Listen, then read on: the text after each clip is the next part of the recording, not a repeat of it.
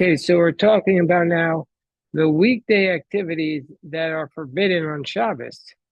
So certain activities are forbidden on Shabbos, even though they're not, they don't look like they're prohibited, and they're not going to lead to you doing a work. So, for example, uh, certain activities are of a weekday nature, and if you're going to engage in such activities, then Shabbos is going to be downgraded and turned into an ordinary day of the week, which is obviously terrible. So, so then why are they forbidden? It's because Shabbos encompasses more than merely avoiding prohibited work. That's not what Shabbos is. In order for Shabbos to achieve its purpose as a day of rest and a day of spiritual bonding with Hashem, its rhythm and pace need to be different than the other 6 days of the week. This is the message of the prophet Isaiah, Yeshayahu, who speaks of when he says, if you turn away your foot because of the Shabbos from attending to your fairs on my holy day, and shall honor it, not doing your wanted ways, nor pursuing your business, nor speaking thereof. And Chazal say that shall honor it and not doing your wanted ways means that you're walking on Shabbos should not be like you're walking on weekdays. Therefore, it's forbidden to run on Shabbos with the exception of running to do a mitzvah. So that's, even though technically speaking, what's forbidden, sometimes I see people who should know better jogging on Shabbos. And I'm saying, it's not permitted to jog on Shabbos. So playing ball and other games, unless you're jogging to shul, then it'll be okay. Playing ball and other games. Poskim take a lenient view and permit playing with a ball on Shabbos, provided it's not outside an Erev or where the ball may fall out of bounds outside of an Erev.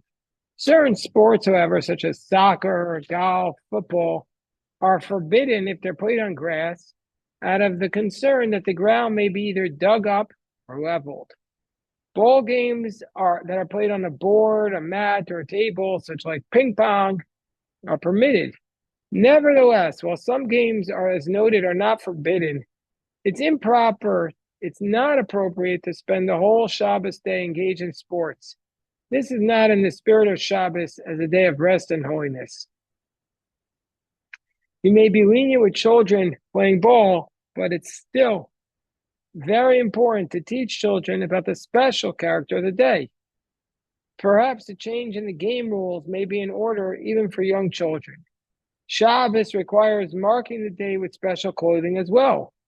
That should be taken into account. That should be taken into account when children's activities are being planned.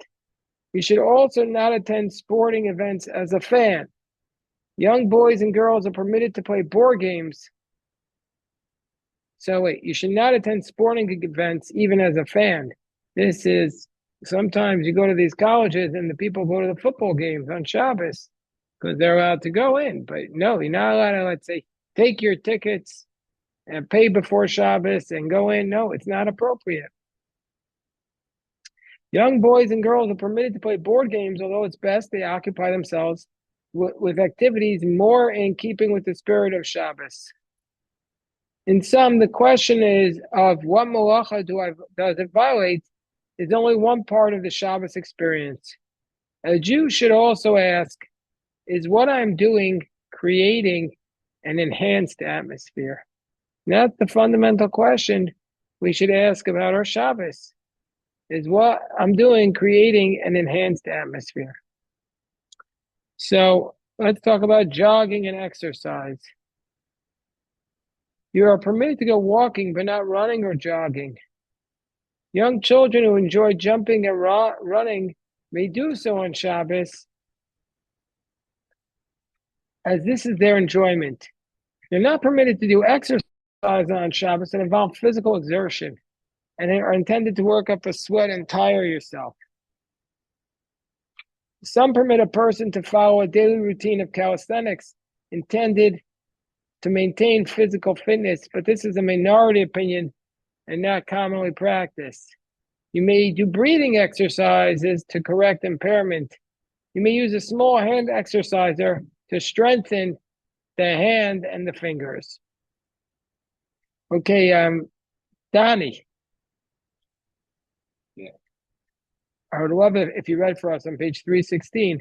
We're talking about weekday activities forbidden on Shabbos, and we just read that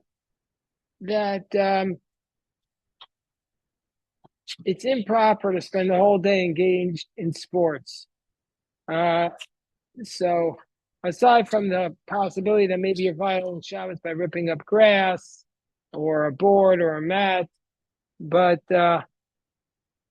anyway, but you're not supposed to also go jogging or running unless you're running to a shul that's very far away. And you also shouldn't do exercise on Shabbos. You have any questions about this?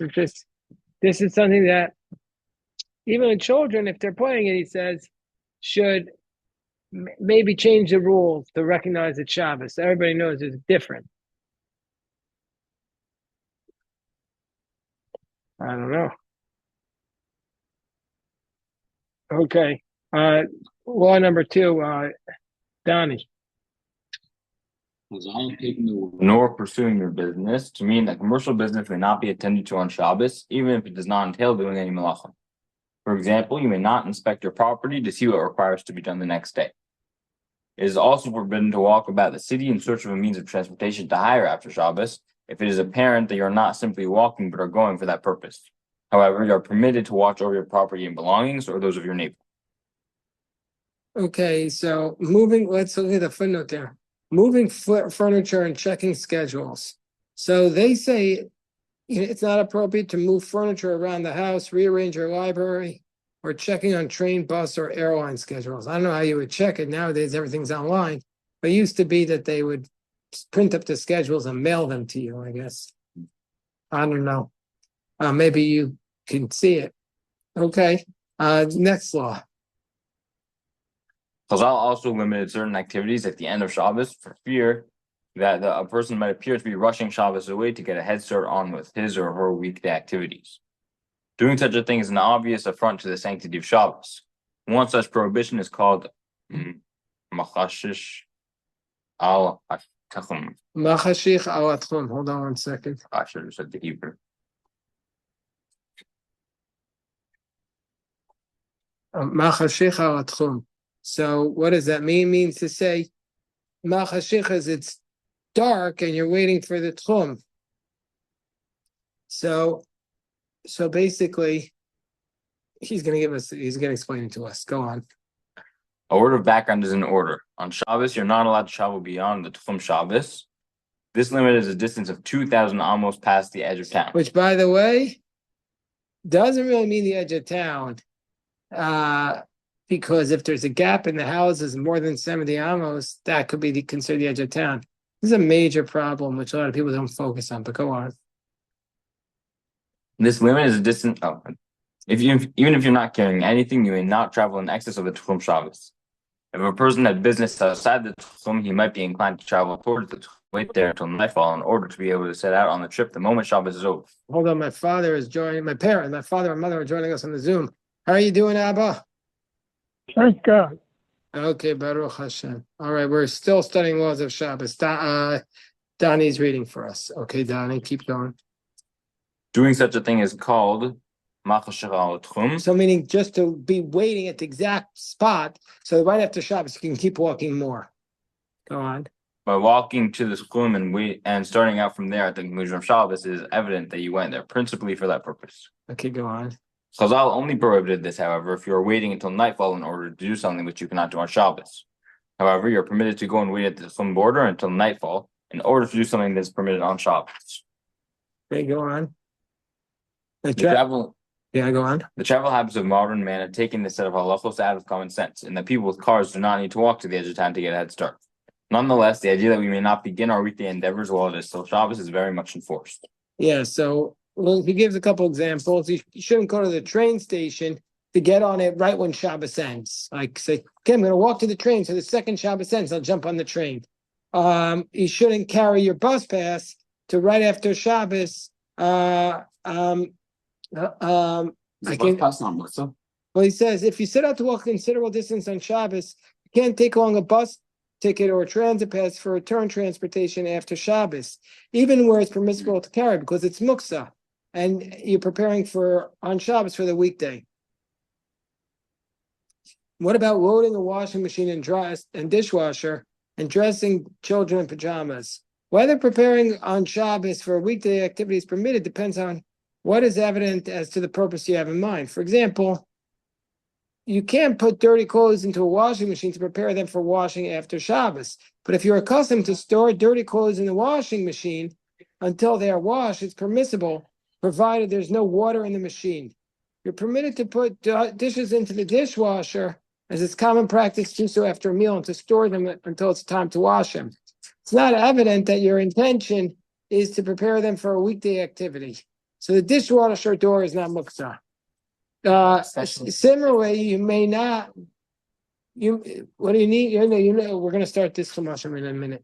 Similarly, you may dress the children in pajamas before Shabbos is over. What about the adults in pajamas? Even though they'll not be going to bed until after Havdalah, that's the typical thing. Okay, so that's the laws of Shabbos. We'll stop the Shabbos study and now go on to Rashi. Baruch Hashem.